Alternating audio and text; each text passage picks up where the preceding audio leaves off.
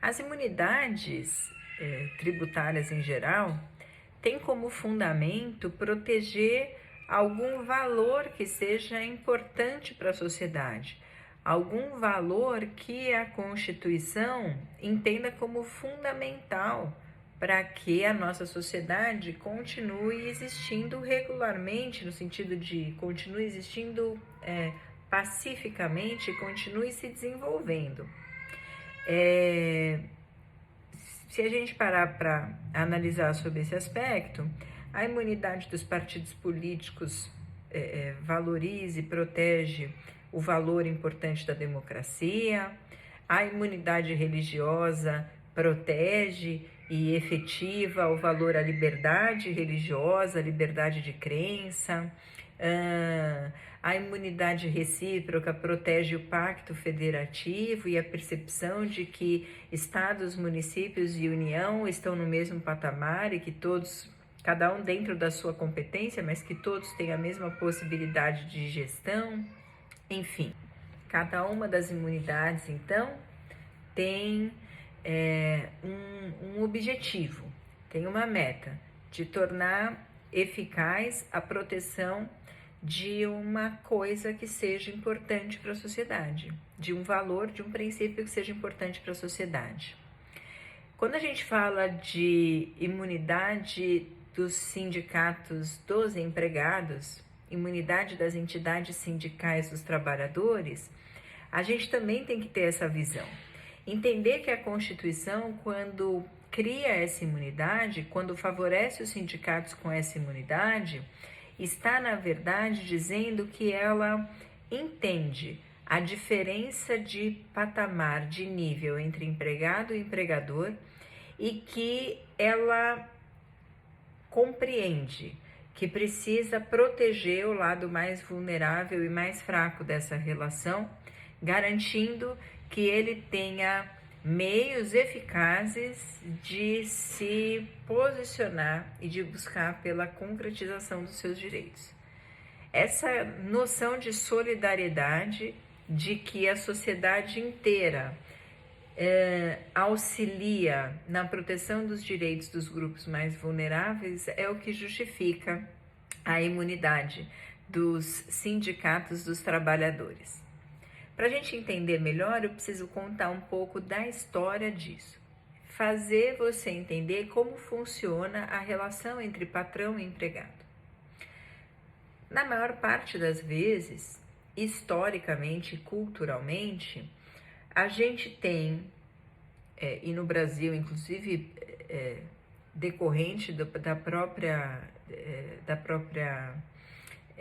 conceituação da relação de emprego, a gente tem um empregador e um empregado que assumem uma relação jurídica de nível desigual.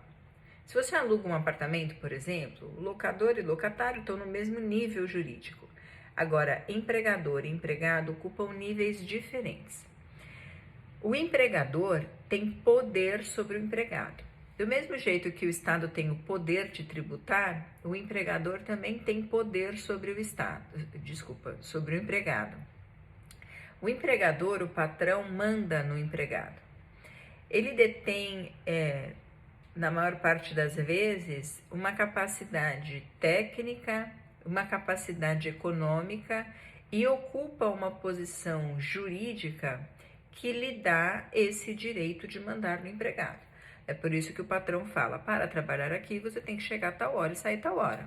Eu quero que você use o uniforme assim. Seu uniforme está sujo, eu quero que você limpe. Você tem que usar protetor auricular. Mas eu não quero porque eu não gosto. Não importa quem manda que sou eu, você tem que usar. Ou então você não trabalha mais aqui pelas contas de semana. O empregador, ele então, para que ele consiga organizar sua mão de obra, organizar sua empresa, ele tem que poder mandar nos seus empregados. Quem faz o quê, como faz, de que forma faz, que horas faz. Claro que eu estou falando aqui de determinações lícitas, né? O empregador, ele pode mandar no seu empregado, desde que esteja mandando algo lícito, que diga respeito à organização e os procedimentos dentro da empresa, na realização daquela função. Pois bem, empregador manda, empregado obedece.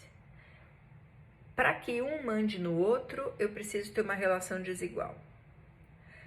Se eu falo que o empregador pode mandar, eu estou dizendo que ele detém o dinheiro, o know-how e o poder na sua mão, e ele pode aplicar penalidade, ele pode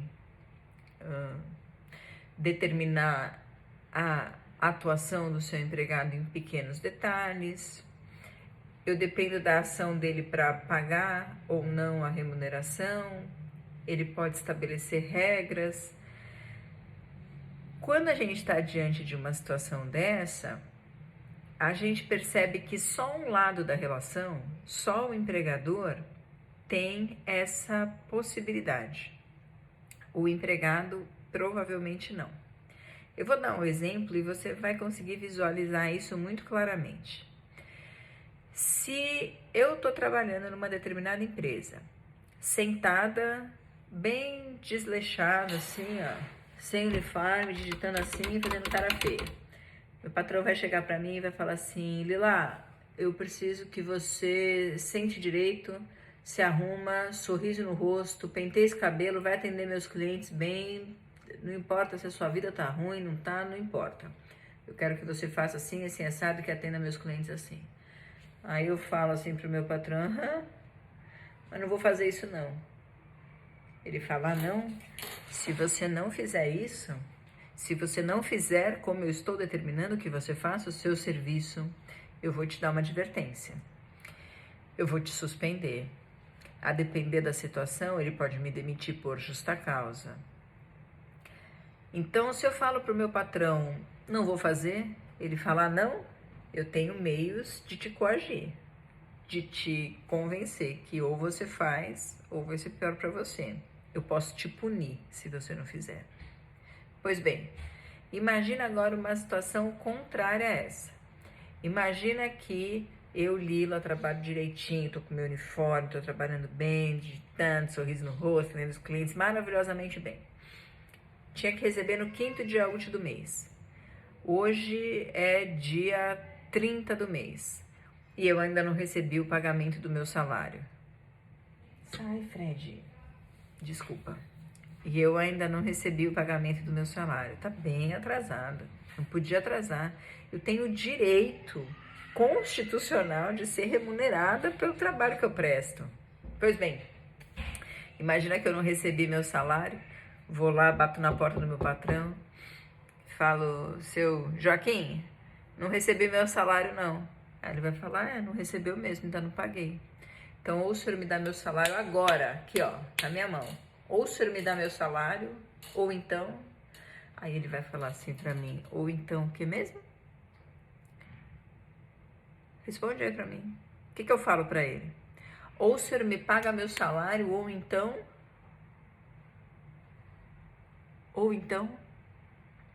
Eu tenho certeza quase absoluta que você pensou: eu processo você. Adoro isso, porque eu sou advogada, eu vivo de processo. Quanto mais processo tem, mais feliz eu fico. Mais chance eu tenho de ganhar dinheiro, mas veja que pouco importa isso. O que você pode fazer contra o seu patrão que não faz valer o seu direito de receber seu salário? Você não pode fazer nada. Tanto não pode fazer nada que, se você quiser receber o seu direito, você tem que chamar o advogado, entrar com o processo e pedir para um juiz mandar o seu patrão pagar o seu salário. Quando você estava, eu no caso do exemplo, né? Quando eu estava lá na cadeira atendendo de mau humor os clientes dele, ele precisou de ajuda para falar para mim: eu mando em você, ou você faz isso, ou você tá no olho da rua? Não. Porque ele manda em mim e eu não, percebe? Percebe que é uma relação de poder que o empregador tem em relação ao empregado? Ai, credo, essa professora tá falando que todo empregado é coitado, todo patrão é mau, vai vir com esse discurso de que as empresas são péssimas. Muitíssimo pelo contrário, muito pelo contrário. Eu acho que as empresas são boas, que é a empresa que gera dinheiro e tem um monte de empregado legal e feliz que gosta de ser empregado, como eu, por exemplo, que sou empregada nas faculdades que dou aula, eu adoro ser empregado, adoro ter férias, 13º, não tem problema nenhum em relação a isso. O que eu estou te dizendo é que a relação é desigual. Imagina nessa situação aí que o empregado fala assim, ou você paga o meu dinheiro, ou então, não tem nada que ele possa falar, né? Aí ele fala assim, ou então eu e todos os outros empregados, todos os nossos, os meus colegas, vamos parar agora e a sua empresa vai fechar e o senhor não vai ter o que fazer. Quero ver o senhor trabalhar sem nenhum dos 100 empregados que estão aí fora sem receber salário. Aí a coisa muda. Aí o cara fala, opa, peraí, a Lila contra mim, tô nem aí pra ela não pode fazer nada. Mas se os 100 juntos resolverem fazer alguma coisa contra mim, eles conseguem me atingir. 100 empregados juntos, com uma representante falando com o patrão, é sindicato. O sindicato é isso. Tecnicamente, o sindicato é a representação da coletividade de empregados, que é super importante para que a relação entre empregado e empregador seja minimamente equilibrada, para que o empregado consiga exigir os seus direitos, para que o empregado consiga denunciar se o direito dele não estiver sendo protegido, para que ele possa dizer, olha, eu trabalho numa empresa e não me deixam usar o banheiro. Então, o empregado tem esse respaldo, esse grupo que dá força para ele, que assina embaixo do discurso dele, que faz com que ele e o patrão passem, em alguma medida, a ter a mesma força de combate, para que possam sentar na mesa e discutir de igual para igual. Agora, imagina se o governo, se os ocupantes do cargo de governo, sabendo disso, falasse assim, ó, eu gosto de gente que tem dinheiro, eu preciso de gente que tem dinheiro, eu preciso de empresa. Empresa vai dar emprego, não me importa em que condição, vai gerar imposto para mim, vai me enriquecer. Então, o que eu faço? Eu tenho que enfraquecer os empregados. Como é que eu enfraqueço os empregados? Murchando o sindicato. De forma que o governo poderia imaginar que, cobrando muito tributo, muito imposto do sindicato dos empregados, eles não iam conseguir respirar, não iam conseguir existir, aumentar, não iam conseguir fazer o serviço que eles têm que fazer, morrendo, os empregados ficariam sem essa força, sem esse protetor que é o sindicato, que deveria ser o sindicato. É por isso que a Constituição fala assim, empregado é uma classe vulnerável que eu preciso proteger.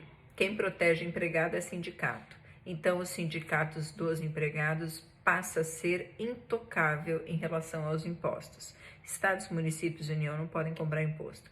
Passa na frente de um sindicato na sua cidade e saiba que ali onde aquele sindicato existe, não há, em relação àquele imóvel, cobrança de IPTU, por exemplo. Proteger os sindicatos é, em alguma medida, proteger a classe vulnerável, que são os trabalhadores, que são os empregados.